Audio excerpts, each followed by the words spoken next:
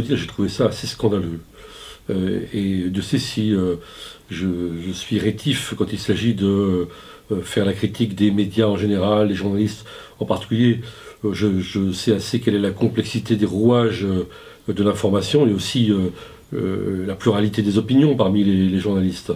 Mais là, franchement, je me suis amusé à regarder le soir même sur les deux principales chaînes la couverture de l'événement, et c'était traité vraiment par-dessus la jambe, je dirais. C'est-à-dire, l'un disait que c'était une agitation de Jean-Luc Mélenchon, l'autre disait que l'offre de service à Matignon de Mélenchon faisait sourire l'exécutif, et puis finalement on a déboulé sur Marine Le Pen qui, nous a-t-on dit, est la vraie chose sérieuse finalement qui se prépare, bien plus que Mélenchon. Puis il y avait la bataille de chiffres.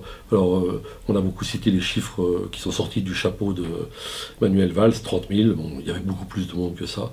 Et cette manifestation méritait un autre traitement, même si on n'est pas d'accord avec Mélenchon, c'est une autre affaire. Mais on a au moins le devoir de dire que cette manifestation a été, bien sûr, une réussite, qu'elle a rassemblé beaucoup de monde, des gens très divers, et que c'est un fait politique majeur.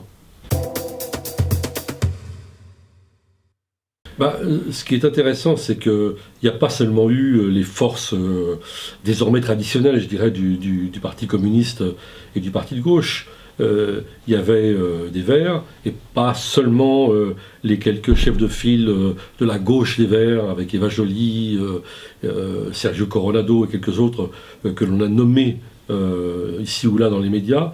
Il y avait aussi des militants écologistes en nombre. Il y avait aussi des gens qui sont de nulle part et qui voulaient exprimer leur déception et même leur colère contre la politique d'austérité. Et donc c'est une force politique quand même qui compte et qui se structure dans le pays.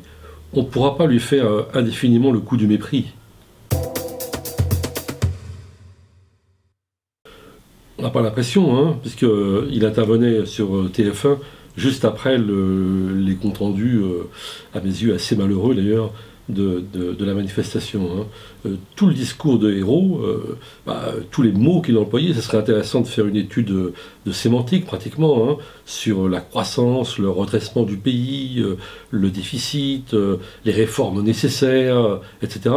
Tous ces mots, on aurait pu parfaitement les imaginer dans la bouche de son prédécesseur à Matignon, François Fillon. Il n'y a pas un mot qui, disons, marquait un ancrage à gauche. Donc on a vraiment l'impression, entre ce discours du Premier ministre et la manifestation de l'après-midi, plus que d'un désaccord, on a l'impression d'un véritable abîme culturel, sans même parler du seul effet d'annonce qu'il y a eu, qui va justement totalement à l'encontre de ce qu'attendent les manifestants et ce que laissaient supposer aussi les promesses de campagne de François Hollande, à savoir ce qu'il a annoncé de la vente des participations de l'État dans un certain nombre de grandes entreprises, de privatisation pour parler clairement. Et c'est pas vraiment non plus un marqueur de la gauche.